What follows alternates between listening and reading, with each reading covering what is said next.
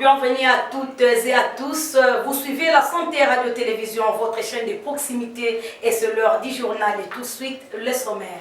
Écroué mercredi, le directeur de cabinet de Félix Tshisekedi est soupçonné par la justice congolaise des malversations dans le cadre de la gestion du programme de 100 jours du chef de l'État congolais. Ses partisans dénoncent une arrestation arbitraire, une humiliation pour leur leader et une manipulation politique pour l'empêcher de se présenter à la prochaine présidentielle. Dans la ville de Bangou, autrefois Kimpese, le prix des denrées alimentaires a connu une flambée des suites de la pandémie de Covid-19 sur le sol congolais. Cette hausse de prix est remarquable. Au marché de chaque jour, vous suivrez les détails dans ce journal. À Boma, ville touristique et historique, le parking de Mwanda est rempli des véhicules à la grande désolation de leurs propriétaires et conducteurs.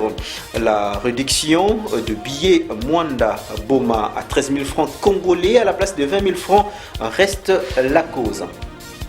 La revue de presse de ce vendredi 10 avril 2020 sera lue par Adrien Maël dans ce journal.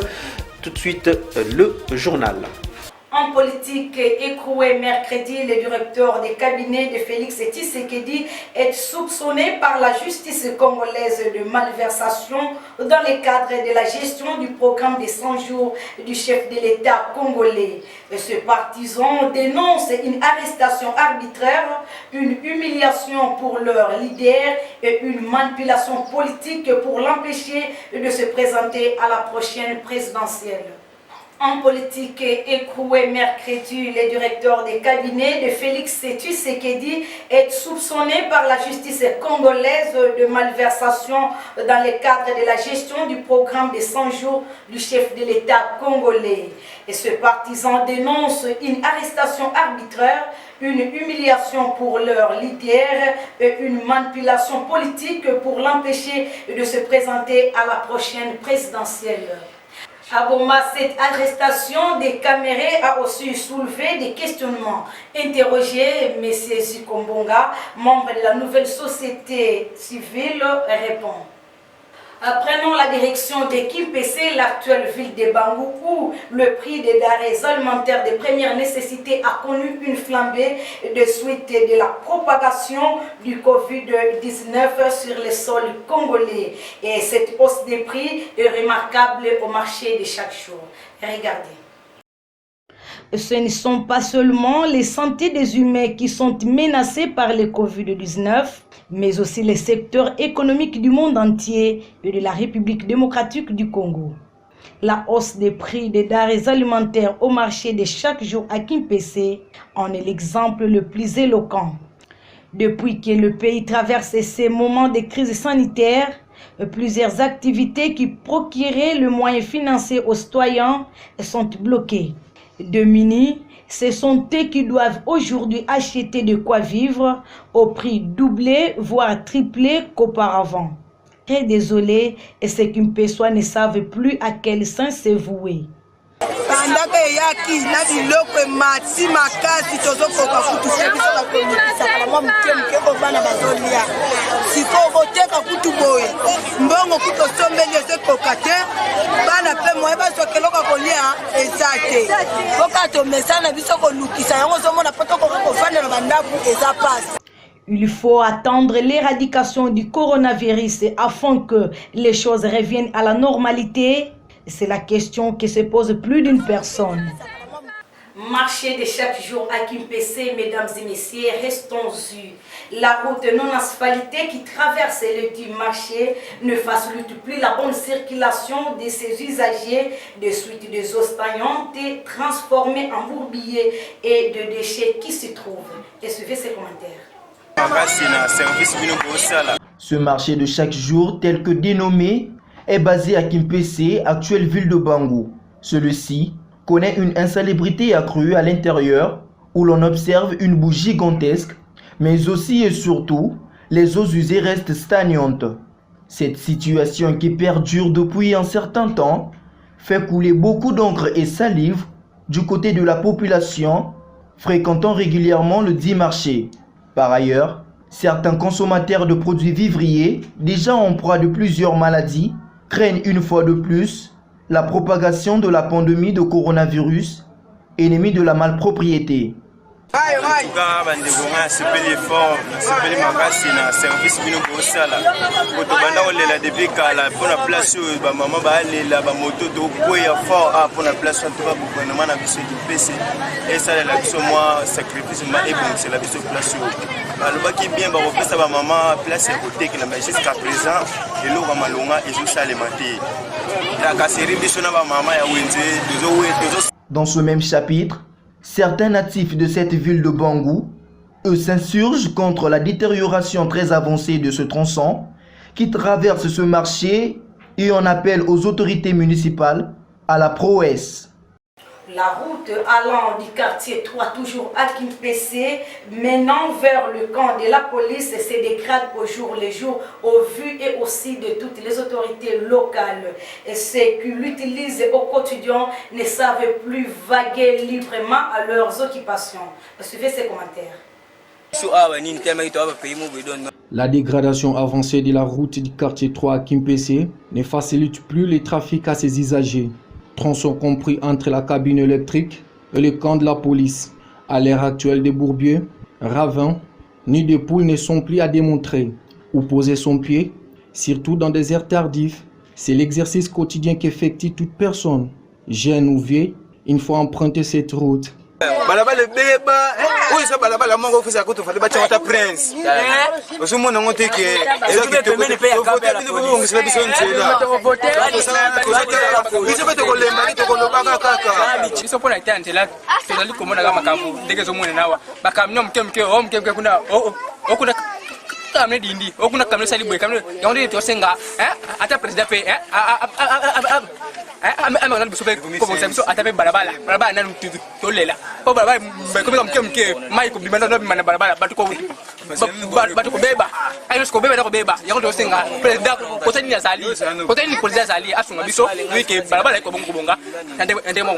Remblayer ou bitumer ces tronçons routiers reste la seule demande de Kimpesois aux autorités compétentes tant locales que nationales.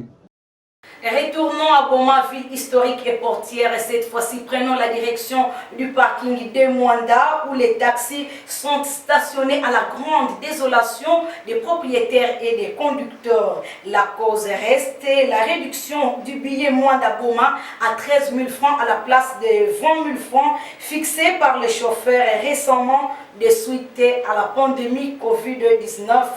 Et cette régulation dans le secteur du transport en commun est l'œuvre de l'autorité urbaine. Suivez. Une inquiétude née dans le chef des automobilistes qui effectuent des voyages Boma-Mwanda suite à la décision prise par l'autorité urbaine de la ville de Boma, celle de remettre le prix de transport à 13 000 en lieu et place de 20 000 francs. Tout avant cela, des questions étaient posées du côté des décideurs de savoir comment le billet Boma-Mwanda serait arrivé à 20 000 francs. Quelques indiscrétions affirment que c'était sur initiative de l'ASECO de pouvoir majorer les prix car le nombre de clients à bord des véhicules était réduit, puis la hausse de prix des liquides combustibles n'était pas à démontrer. Situation alarmante pour ces chauffeurs qui ne savent plus comment réaliser leurs recettes journalières.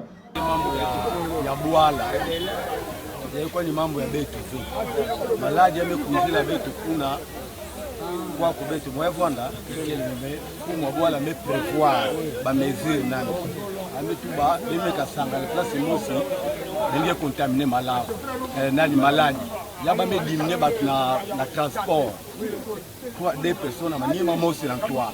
Alors, n'a bien que vendaka 13 000 francs. N'a quoi personne n'a chauffeur met ça la calcul. Il y a la simba fait. Bien à monter quoi niveau. Mais la négociation vendaka entre chauffeur et client. Il y a que beto monter billet. Pour monter billet que l'État. Négociation vendaka client na chauffeur. Alors ça la négociation, il y a 15 000 bacs, il y a 17 000 bacs, parce que on a 15 000 bacs. Et ça c'est ma monté, mais on a 2200, 2500.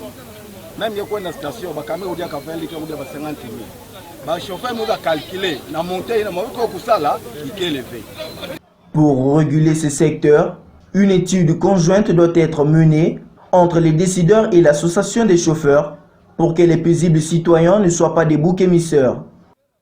Découvrons ce qui domine au-delà de nos frontières avec ces petits condensés de l'ingénieur Tragédie Bazabidi et Jean-Cyril Loka. 50 cas d'infection au Covid-19 confirmés à bord du porte-avions Charles de Gaulle. Les marins infectés ont été confinés dans un des espaces du navire. Dans son communiqué, le ministère des Armées indique que sur ces 50 cas, 3 marins ont été évacués par avion à titre préventif afin d'être suivis dans un hôpital en France. Qu'aucune aggravation de l'état de santé des marins à bord n'est constatée et que l'objectif est désormais de renforcer le protocole de distanciation pour limiter la propagation du virus à bord. En particulier, le port du masque a été généralisé à l'ensemble de l'équipage. L'origine de la contamination reste à ce jour inconnue. Seule certitude, le navire et ses membres n'ont pas été en contact avec un élément extérieur depuis le 15 mars. C'est mercredi qu'une équipe médicale de 4 personnes a été envoyée par hélicoptère à bord du bâtiment nucléaire. 3 sont restés sur place. Le 4e a quitté le porte-avions dès mercredi soir après les 66 tests réalisés. Il est celui qui était en charge d'analyser à terre les prélèvements. Le porte-avions, actuellement dans les eaux du Portugal, a annulé sa mission Foch et fait route depuis vers Toulon, où il est attendu dans quelques jours. L'industrie du chocolat belge est frappée au plus mauvais moment. Le confinement lié au coronavirus en période de Pâques est une catastrophe pour les artisans et les industriels. Des produits sont en vente dans les rayons, mais à l'heure actuelle, le pays ne confectionne plus de chocolat. Première mesure, c'est arrêter l'atelier de fabrication pour mettre notre personnel à l'abri, si je puis dire. Et la deuxième décision a été de fermer nos boutiques. On a alors après essayé de trouver des solutions pour pouvoir continuer à vendre nos chocolats. De nombreuses enseignes font de la vente en ligne pour limiter les frais et sauver au mieux leur vente. Mais toutes n'ont pas fermé. Certaines franchises restent encore ouvertes. Tout simplement parce que j'avais déjà une demi-tonne de chocolat à écouler et donc si je les vends pas c'est une perte sèche et en plus sans ces rentrées là c'est la clé sous la porte. Donc là je ne sais pas encore chiffrer exactement ce qui va manquer mais je ne suis pas encore arrivée à la moitié de ce que j'avais prévu. Avec le confinement, ce sont aussi les commandes d'entreprises destinées aux employés qui manquent à l'appel. Normalement, j'en ai environ une quinzaine et ça va d'une petite société de 10 personnes ou aussi parfois j'ai des commandes pour 100, 150 personnes. Et cette année, j'en ai eu 0. L'industrie du chocolat en Belgique, c'est un chiffre d'affaires de 5 milliards d'euros par an. Cette année, les œufs, les cloches et les lapins de Pâques auront un goût particulièrement amer pour certains. Je ne serai plus seul sur ces plateaux. Adrien Mayele est déjà là pour la lecture de la revue de presse Paris ce vendredi 10 avril à Kinshasa, la capitale. Et cette revue de presse a plus abordé des questions liées à la santé, à la sécurité. Bonsoir Adrien. Le président des États-Unis, Donald Trump, a appelé le révérend Dr André Bokundoa Bolikabe, représentant légal de l'Église du Christ au Congo ECC, à rester dans la prière et la lutte contre la pandémie du coronavirus, et particulièrement en République démocratique du Congo, apprend actualité.cd et qui a consulté un communiqué de cette confession religieuse. Adrien. Bonsoir Mami Massiala et bonsoir à vos fidèles téléspectateurs. Depuis le début de l'épidémie déclarée le 10 mars 2020, le cumul est de 215 cas confirmés. Au total, il y a eu 20 décès et 13 personnes guéries, 48 cas suspects en cours d'investigation, 8 nouveaux cas confirmés à Kinshasa, 3 nouvelles personnes guéries, 139 patients en bonne évolution, aucun nouveau décès parmi les cas confirmés et 98 tests réalisés. À côté de l'église du Christ au Congo ECC, Adrien, le cardinal Fridolin Ambongo, lui, exhorte le gouvernement congolais à servir plutôt qu'à se servir à l'exemple de Jésus, écrit Forum des As. S'inspirant de l'évangile, en tout cas Mami Massiala qui relate comment Jésus a lavé les pieds de ses disciples avant d'instituer l'Eucharistie, voulait dire. Le cardinal Ambongo a convié les chrétiens à imiter ce geste du Christ qui traduit sa simplicité et son humilité. Lui qui était Dieu et Seigneur, il s'est plié pour rendre service à ses apôtres, a insisté le prêtre officiant. Et cette exhortation, Adrien Mayele, ne concerne pas seulement le gouvernement congolais, mais je pense que c'est tous les chrétiens congolais. Mais Adrien, que nous dit ZoomEco.net dans sa livraison de ce vendredi? Un message qui semble trouver écho dans le chef du gouvernement congolais avec cette assurance du ministre de la Santé, Étienne Longondo. L'argent destiné à lutter contre la propagation du coronavirus en République démocratique du Congo est bien géré et aucun rang ne sera détourné, indique ZoomEco.net. Des audits seront organisés systématiquement pour faire toute la lumière sur la gestion des fonds destinés à la lutte contre le Covid-19 en République démocratique du Congo. La question du coronavirus est aussi abordée par 7 sur 7.cd ce vendredi, Adrien. Oui, vous l'avez dit, Mami Masiala. 7 sur 7.cd aborde aussi la question du coronavirus avec cette plainte de Pauline Mbindi Nondo, ministre provinciale de la Santé. Elle implore le non-respect des mesures d'hygiène édictées par le chef de l'État et l'Organisation mondiale de la santé, OMS en sigle, pour prévenir la maladie de coronavirus qui sévit dans plusieurs pays du monde. Poursuivons cette revue de presse Adrien Mayele. Cette fois-ci, le dossier justice. CASInfo.ca parle de travaux d'urgence des 100 jours. CASInfo.ca parle du dossier des travaux d'urgence des 100 jours et annonce que Fulgence Baramossi, directeur général du FONER, a été arrêté jeudi 9 avril 2020 dans le cadre des enquêtes sur les détournements présumés de plus de 20 millions de dollars alloués à ces travaux initiés par le président Félix Tshisekedi. Selon le média en ligne, ces fonds devraient servir à la réhabilitation des routes au nord et au sud Kivu et voulais-je dire, Kasaï par la société Sokok. CongoProfond.net et Adrien, as-tu nuancé quelque chose? Cette décision du procureur général intervient un jour après la détention provisoire du directeur de cabinet du chef de l'État, Vital Kamerhe, toujours dans le cadre des enquêtes judiciaires ouvertes sur le programme de 100 jours du chef de l'État, Félix Antoine Tshisekedi, rappelle CongoProfond.net. Un signal fort, Adrien. Salue le comité laïque de coordination CLC et poursuit la prospérité.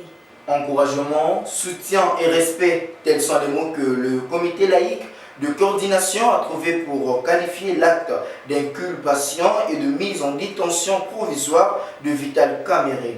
Cet acte va dans le sens des appels répétés de toutes les organisations de la société civile contre la banalisation des détournements des biens de l'État, le laxisme de la justice et l'institutionnalisation de l'impunité.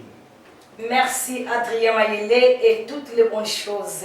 Et signalons aussi que dans le registre sécuritaire, Actu30.info informe qu'en Ituri, l'armée menace de poursuivre en justice les milices actives ou en gestation pour haute trahison. Mesdames et messieurs, c'est la fin de cette session de formation, mais avant de la boucler complètement, place au rappel des titres.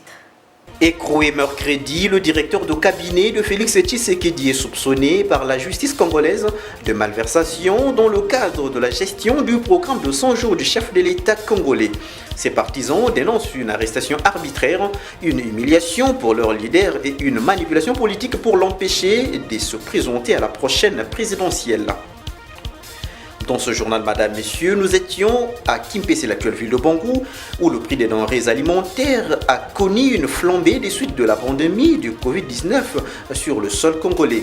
Et cette hausse de prix est remarquable dans bon nombre de marchés de la place, entre autres le marché de chaque jour. Nous étions également dans ce journal au parking de Mwanda à Boma, plus précisément où la présence remarquable des véhicules stationnés dans le dit parking inquiète au plus haut point leurs conducteurs et propriétaires.